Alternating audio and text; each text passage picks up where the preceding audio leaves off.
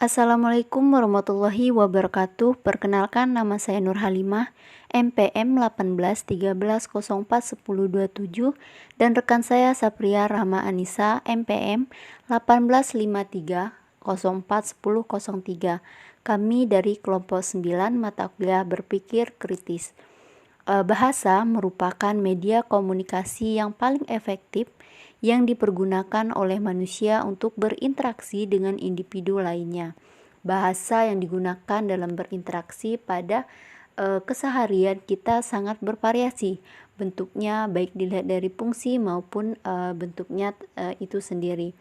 Berikut penjelasan dari saya dan rekan saya Sapria Rahma Anissa. Saya Syafria Rahma Anissa, NPM 1853041003 akan menyampaikan materi yang pertama, yaitu tentang berpikir kritis.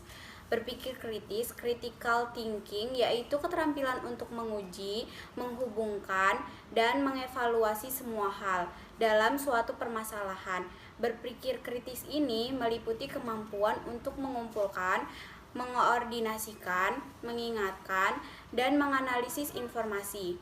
Menurut Einstein, tahun 2006 halaman 1 menjelaskan bahwa berpikir kritis dapat menjadikan seseorang menganalisis informasi yang didapatkan, bukan hanya mempercayai informasi yang didapatkan dan menerima informasi tanpa kebenaran. Kemudian menurut Hidayah tahun 2014 halaman 25, berpikir kritis adalah aktivitas kognitif yang berkaitan dengan penggunaan daya nalar atau pemikir. Sedangkan menurut Slamoto tahun 2015 halaman 51, berpikir adalah suatu kegiatan untuk menentukan pengetahuan yang benar. Oleh karena itu, setiap orang mempunyai pola pikir berbeda-beda karena proses pengetahuannya yang kritis dalam sudut pandang. Kemampuan berpikir kritis dapat mendorong seseorang memunculkan ide-ide atau pemikiran baru mengenai permasalahan tentang dunia. Seorang akan dilatih bagaimana menyeleksi berbagai pendapat, sehingga dapat membedakan mana pendapat yang relevan dan tidak relevan, mana pendapat yang benar dan tidak benar. Mengembangkan kemampuan berpikir kritis seseorang dapat membantu dalam membuat kesimpulan, mempertimbangkan data dan fakta yang terjadi di lapangan. Yang kedua, yaitu berpikir kreatif. Berpikir kreatif atau creative thinking merupakan keterampilan berpikir yang sifatnya masih original dan reflektif yang menghasilkan suatu produk yang kompleks. Kegiatan yang dilakukan meliputi memadukan ide, menciptakan ide baru, menentukan efektivitasnya. Berpikir kreatif juga meliputi kegiatan untuk menyimpulkan suatu hal yang kemudian dapat dijadikan produk akhir yang baru. Yang ketiga yaitu hubungan antara berpikir kreatif dan berpikir kritis. Seseorang pemikir kritis membutuhkan kesadaran dan keterampilan untuk memaksimalkan kerja otak melalui langkah-langkah berpikir yang baik, sehingga kerangka berpikir dan cara berpikir dapat tersusun dengan pola yang sistematis. Saat ini, sebelum ada rumusan langkah-langkah berpikir kritis yang sudah baku, karena berpikir kritis sangat sulit untuk diukur.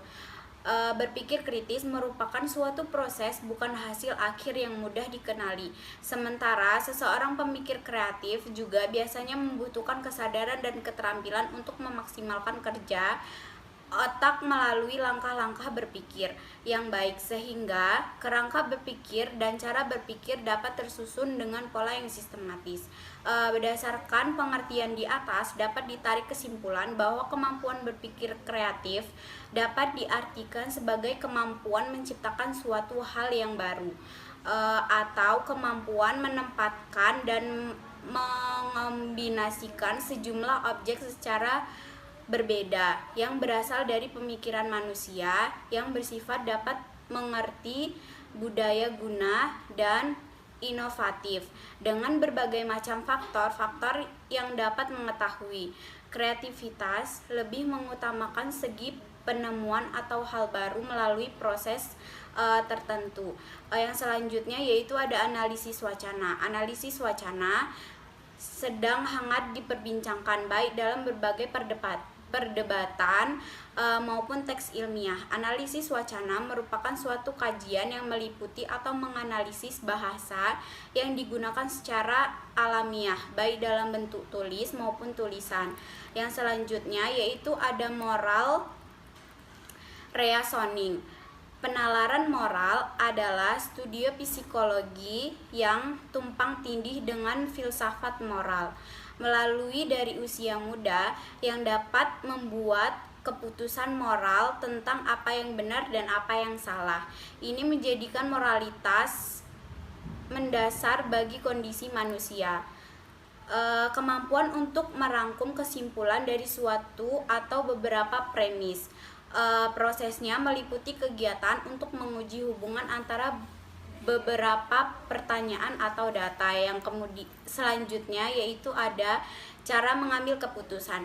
Yang pertama itu buatlah keputusan saat sedang fokus dan tidak terburu-buru. Yang kedua, mengumpulkan fakta sebanyak-banyaknya. Yang ketiga, tetap terbuka untuk semua kemungkinan yang ada. Yang keempat, membuat dampak positif dan negatif. Yang kelima, coba ubah dengan menjadi orang lain. Model untuk mengambil keputusan yang baik adalah dengan memperoleh kejelasan mengapa keputusan itu penting, memastikan rangkaian pertimbangan alternatif yang memungkinkan dipertimbangkan. Argumen merupakan pernyataan atau proposi yang dilandasi oleh data-data. Keterampilan berpikir kritis meliputi kegiatan pengenalan, penilaian, dan penyusunan argumen.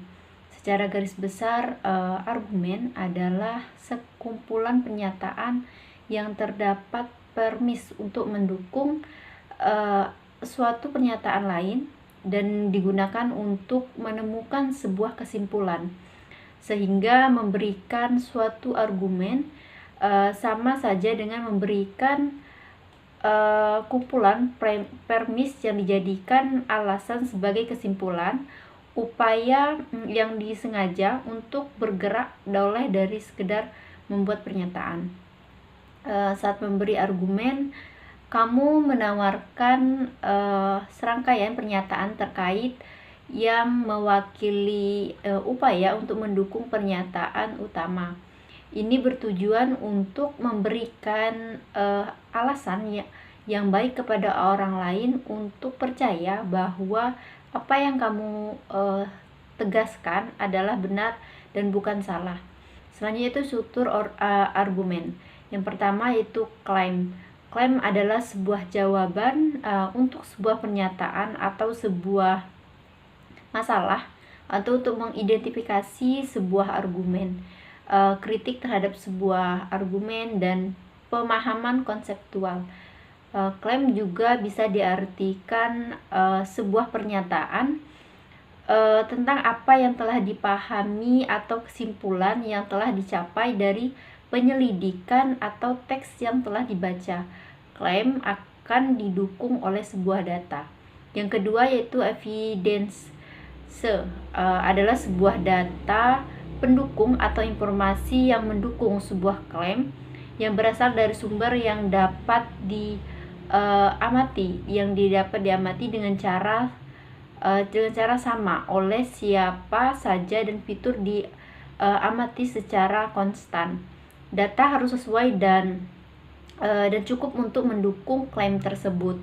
Semakin banyak data yang diberikan, maka semakin kuat klaim yang diajukan. Data bisa diperoleh dari penyelidikan atau sumber lain, termasuk pengamatan. Informasi yang ditemukan dalam teks, data yang diarsipkan, dan informasi yang dari seorang ahli.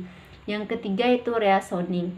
Reasoning adalah penjelasan tentang bagaimana bukti mendukung klaim tersebut dan mengajak atau meyakinkan orang lain bahwa bukti yang digunakan dapat mendukung klaim tersebut. Reasoning adalah pembenaran yang menghubungkan klaim dan bukti dan mencakup prinsip-prinsip yang sesuai dan memadai untuk membela klaim dan bukti. Setiap bukti mungkin memiliki pembenaran yang berbeda untuk alasan mengapa data tersebut dapat mendukung. Yang terakhir yaitu rebutal. Rebutal ini adalah hal yang menggambarkan penjelasan alternatif atau menyediakan bukti kontra dan penalaran mengapa alternatif tersebut tidak tepat. Rebutal juga dapat diartikan sebagai bukti yang memidai atau tidak setuju dengan sanggahan tersebut. Contoh yang pertama yaitu pola analogi atau perbandingan. Sifat manusia ibarat padi yang terhampar di sawah yang luas. Ketika manusia itu meraih kepandaian, kebesaran, dan kekayaan, sifatnya akan menjadi rendah hati dan dermawan. Begitu pula dengan padi yang semakin berisi, ia akan semakin merunduk. Apabila padi itu kosong, ia akan berdiri tegak. Contoh yang kedua yaitu pola generalisasi atau umum ya. Setelah karangan anak-anak kelas 8 diperiksa, ternyata Ali, Toto, Alex, dan Burhan mendapat nilai 8. Nah, anak-anak lain mendapat nilai 7 dan Burhan mendapat nilai 8. Hanya Maman yang mendapat nilai 6 dan tidak seorang pun mendapat nilai kurang. Boleh dikatakan anak kelas 8 cukup pandai mengarang. Contoh yang ketiga yaitu pola sebab akibat. Contohnya gini, kemarau tahun ini cukup panjang. Sebelumnya pohon-pohon di hutan sebagai penyerap air banyak yang ditebang. Di samping itu, irigasi di desa ini tidak lancar, ditambah lagi dengan harga pupuk yang semakin mahal dan kurangnya pengetahuan para petani dalam menggarap lahan pertaniannya. Oleh karena itu, tidak mengherankan panen di desa ini selalu gagal. Lalu cara menetapkan argumen yaitu argumen biasanya berisi mengenai unsur-unsur penjelasan yang berupa alasan logis dan hasil temuan, fakta-fakta, bahkan pernyataan para ahli. Jadi cara menentukan argumen pada teks adalah menemukan fakta-fakta yang disampaikan. Untuk memperkuat tesis, buatlah argumen yang sesuai dengan konteks yang dibahas dan jelaskan argumen dengan alasan yang logis agar diterima orang. Argumen yang dibuat jangan berubah-ubah.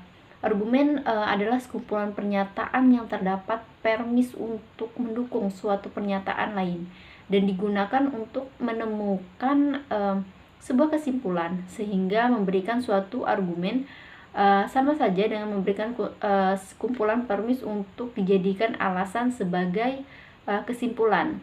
Sebelum menyampaikan argumen, sebaiknya seorang mencari kebenaran dan apa yang dibahas sehingga argumen yang disampaikan atau pernyataan yang disampaikan bisa logis dan dipercayai kebenarannya. Yang selanjutnya itu ide. Ide itu merupakan ide sama dengan gagasan, yang merupakan istilah yang dipakai baik secara populer maupun dalam bidang filsafat dengan pengertian umum citra mental atau pengertian. Terutama Plato adalah eksponen pemikiran seperti ini. Dalam Kamus Besar Bahasa Indonesia atau KBBI dijelaskan bahwa ide atau gagasan adalah rancangan yang tersusun di pikiran. Begitu juga dengan pendapat Bertens tahun 1999 melihat bahwa pemaknaan ide di dunia modern berarti suatu gagasan atau tanggapan yang hanya terdapat dalam pikiran saja. Akibatnya bagi orang modern, ide merupakan suatu yang bersifat subjektif belaka. Lain halnya pada Plato, bagi dia ide merupakan suatu yang objektif. Jadi gagasan atau ide biasanya dibuktikan dengan penjelasan yang bisa diterima oleh orang. Gagasan atau ide yang baik biasanya disampaikan dengan bahasa-bahasa dan kalimat-kalimat yang berterima oleh banyak orang. Gagasan atau ide ini juga didasari oleh kelancaran seorang dalam berkomunikasi. Berkomunikasi yang dimaksud adalah mengenai kelancaran seorang dalam mengungkapkan bunyi-bunyi bahasa yang kemudian diterima dengan baik oleh yang mendengarkannya. Lalu kemudian cara menyampaikan ide yang diterima orang dengan baik ya, sampaikan ide yang tidak menyinggung orang. Ide tersebut harus logis dan bisa diterima. Sampaikan dengan jelas dan spesifik. Ungkapkan dengan bahasa sederhana. Sampaikan dengan komunikasi yang baik, hindari minder, berikan contoh dan fokus pada yang penjelasan utama. Dengan mengungkapkan bahasa dan kalimat-kalimat yang mudah dipahami juga akan membantu agar apa yang diberikan atau ide yang disampaikan diterima oleh banyak orang. Sekian, terima kasih.